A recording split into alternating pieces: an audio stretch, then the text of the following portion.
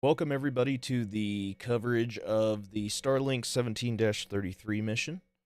My name's Andrew, and I'm joined by Kat over here. We are two parts of Max Q. Hello, everybody. As you can see, we've got our launch departures board up for the next few flights coming up here in the next few days. We are obviously tracking Crew 12 as well as the USSF 87 mission. Uh, Crew 12 currently arrived at Kennedy Space Center and is preparing for launch no earlier than the 11th. Yes, that's correct.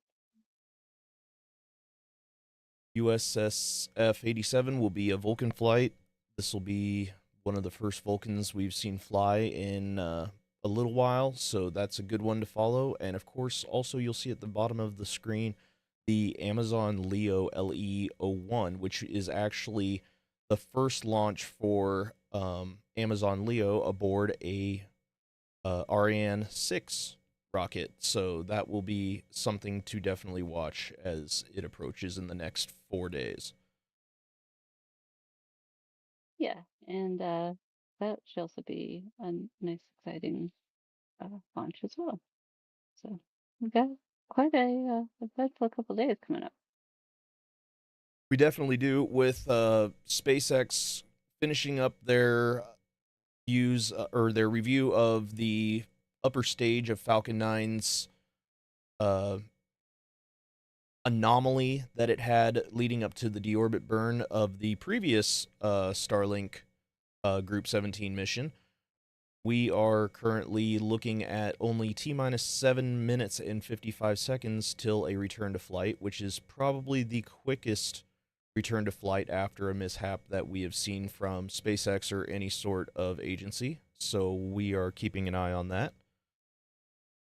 Yeah, everybody was quite surprised, I think, by how fast that turned around. But I suspect that both the FAA and SpaceX knew immediately what had happened and had a very good idea that, oh, yes, we'll be able to solve that. It's not a big deal because, well, everybody else was very concerned about Crew 12 and the timeline for that.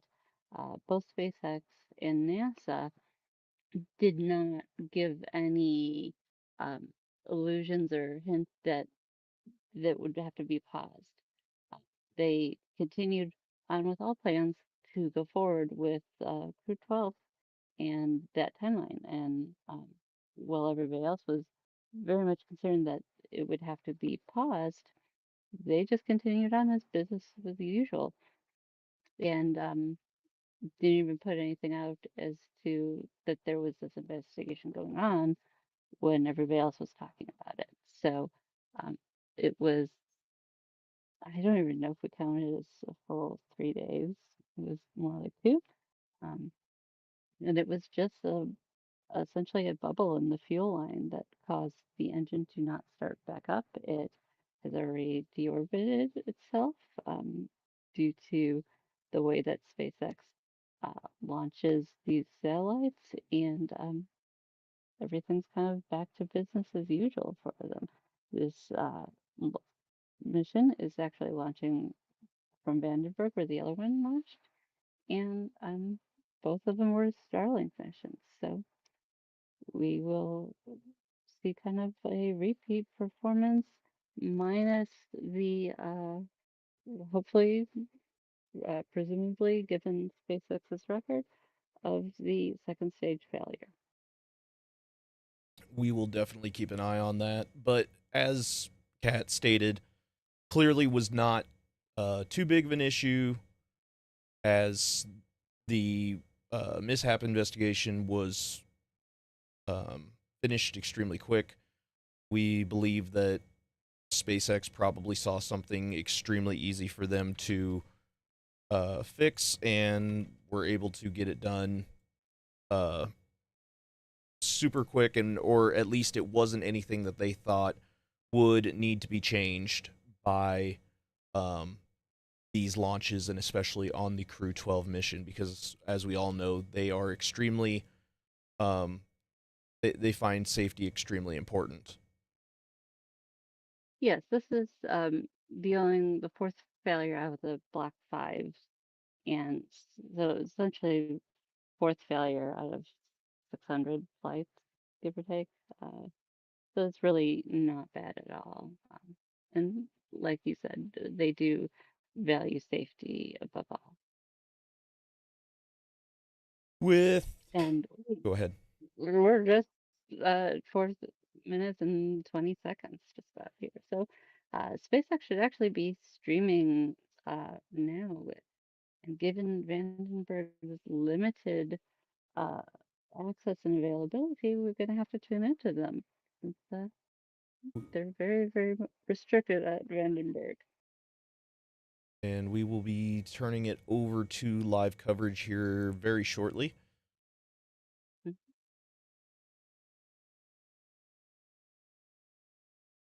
They start at 5 minutes out, given uh, how routine that has become for them, which is a little weird as somebody who grew up watching the shuttles launch, that this has become so routine.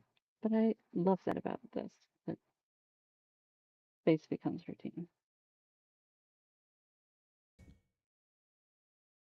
As you guys can see, we currently have the trajectory and everything up on the screen. This shows that this is indeed a sun synchronous uh, orbit that we are launching into. And the hazards are shown to stretch down well off to the west coast of Baja California. And the current recovery assets are Go Beyond and, of course, I Still Love You.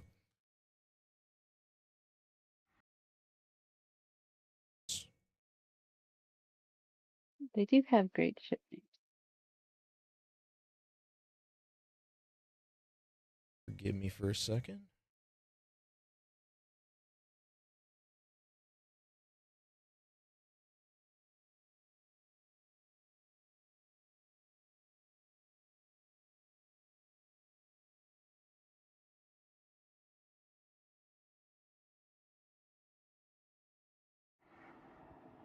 And as you can see, there's a fully fueled Falcon 9 sitting on the pad, getting ready for its launch today.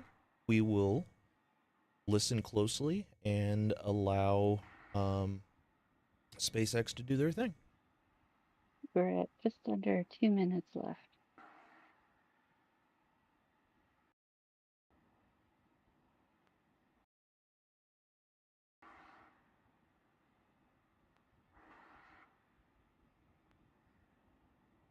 And we can actually see the rocket for a change, which sometimes with Vandenberg does not. Stage 2, LOX load complete.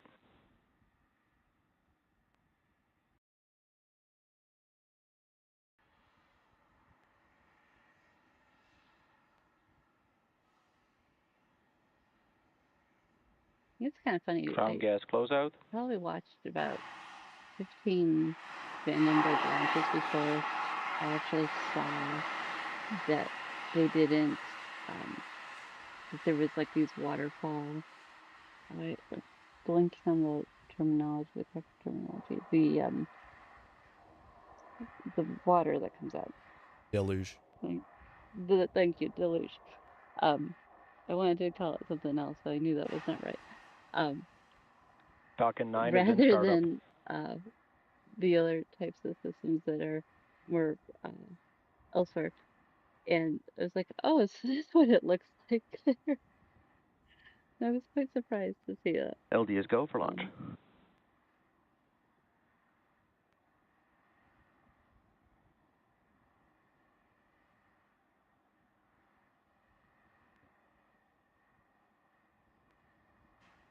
30 seconds.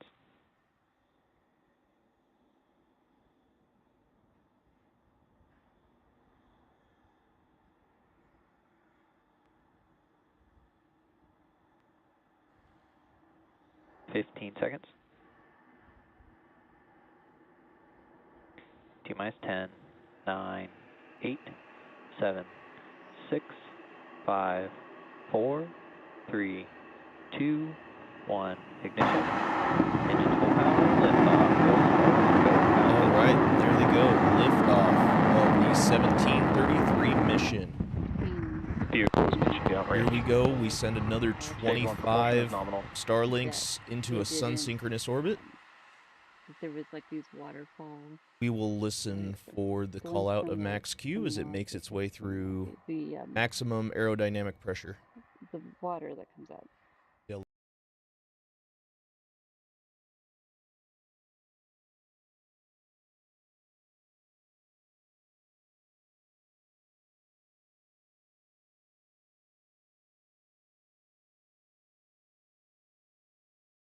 Power and telemetry nominal.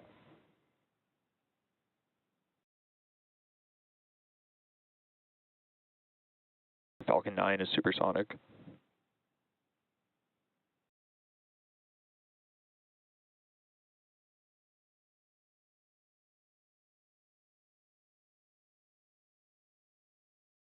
Max Q.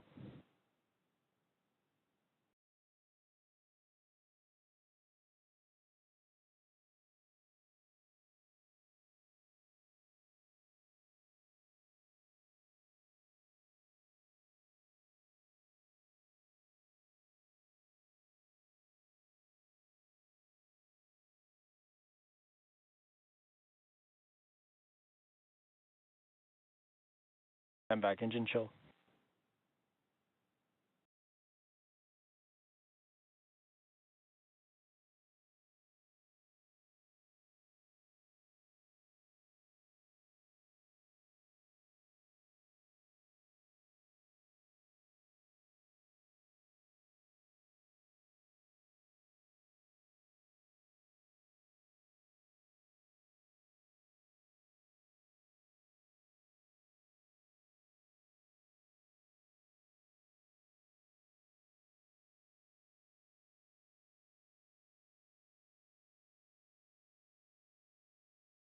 Everything looking good as we stand by for stage separation.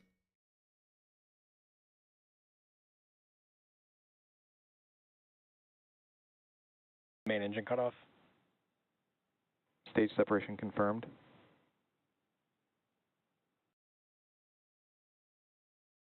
And there Back we ignition. go. Stage separation. Looking extremely good as we continue on. The booster now heading back to Earth, and the second stage continuing on towards its orbital trajectory.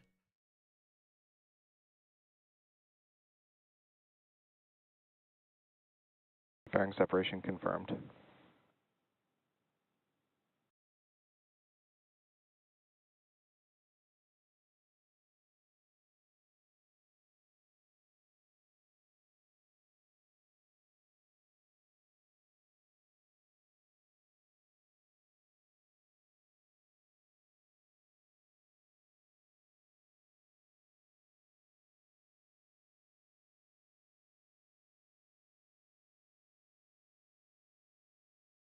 Significantly later on in the process. It's just too long of a broadcast. They have always kind of scaled it back over time. They just last about 15 minutes or so, approximately.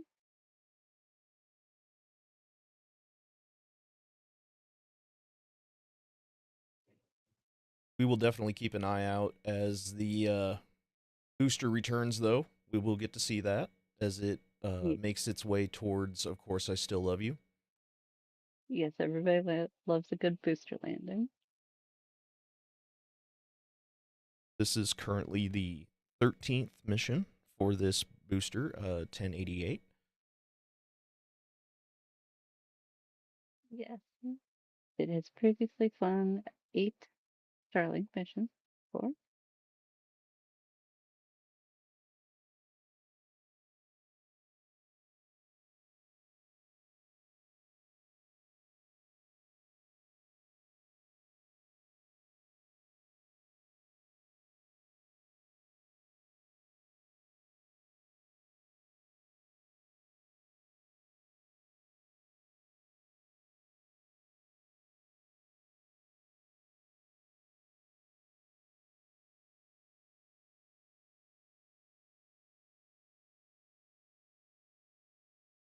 They also flew the NROL 1.6 and 57. So it's got some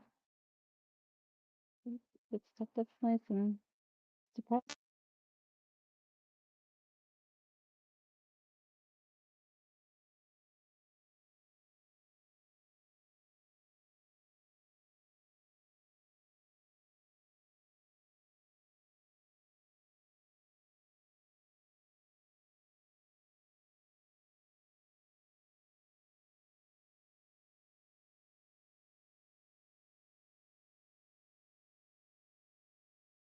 Stage 1 FTS has saved.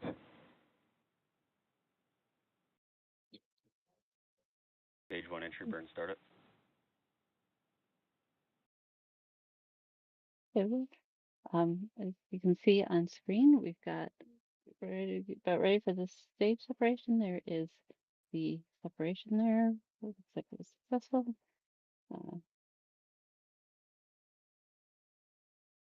Stage 1 entry burn shutdown.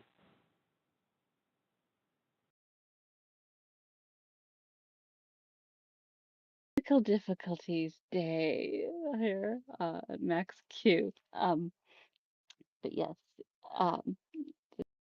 and we'll be in for landing shortly. And then it definitely is always everybody's favorite part, coming in on the drone ship, which happens surprisingly fast. So there'll be two engine lights, which will happen, or entry burns, and then an engine light, both which happen in rather quick succession.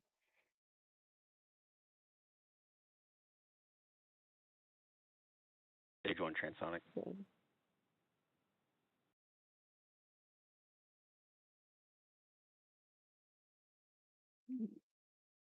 Stage 2 FTS has Here we saved. see booster starting to begin its final descent towards its landing burn as it prepares to land on, of course, I Still Love You. Just about 1,000 kilometers an hour and about 4 kilometers above the deck.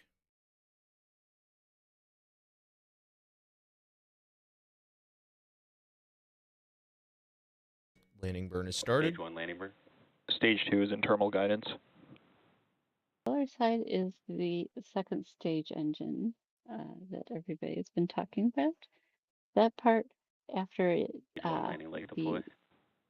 Starlinks have been deployed, is what returns to Earth that burns up in the atmosphere. Unfortunately, that part is not reusable at Stage this 1 landing time. confirmed. Well, that is something that they do eventually want to be able to reuse with the whole Starship. And here's coming in for its landing burn, or not. And with that, we have a successful landing, and it appears that our second stage is still on its way, even though now it is out of range for video communication from Vandenberg. So with that, SpaceX, I'm sure, is going to end their stream. So what we will do is we'll put you take a look again one more time at the upcoming launches in the next few days here. Like I said, we just finished the Starlink 17-33. That is heading on its way to its final orbital position before it begins its payload deployment. The next big ticket item is obviously Crew 12 here in about 3 days. That'll launch 4 more astronauts to the International Space Station after Crew 11's early departure. It's been kind of quiet up there, so we will be covering that as it becomes available, and we will also be covering the Starlink 1734 mission as well as we are able to. If you would There has been tweeting a lot, and they are bringing smartphones up there. So yes, yep, they will now get to bring their iPhones up with them. They are now approved for in-flight missions. we hopefully get some more activity going with social media for everybody. Everybody would love that. Yep. One thing that you guys can definitely do is here after payload deployment, you will be able to follow the upcoming or follow the Starlink satellites as they deploy. Currently, we are able to track the most recent Starlink launches that we have. We have, for instance, I'll show you right here. We have Starlink 6 dash 101. Oops.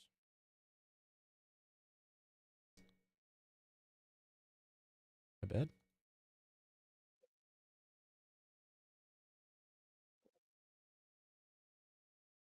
Give me a second.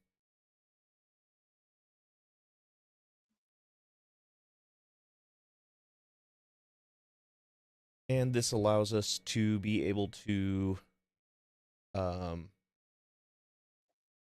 see where the position currently is at. We can also take a look at the actual spread of the Starlink satellites and see as they begin to separate apart from one another into their train. Currently 17-33 is live, but it will not be in its correct position until payload deployment, which is at the, I believe, T plus 1 hour and 3 minutes. So stand by for that.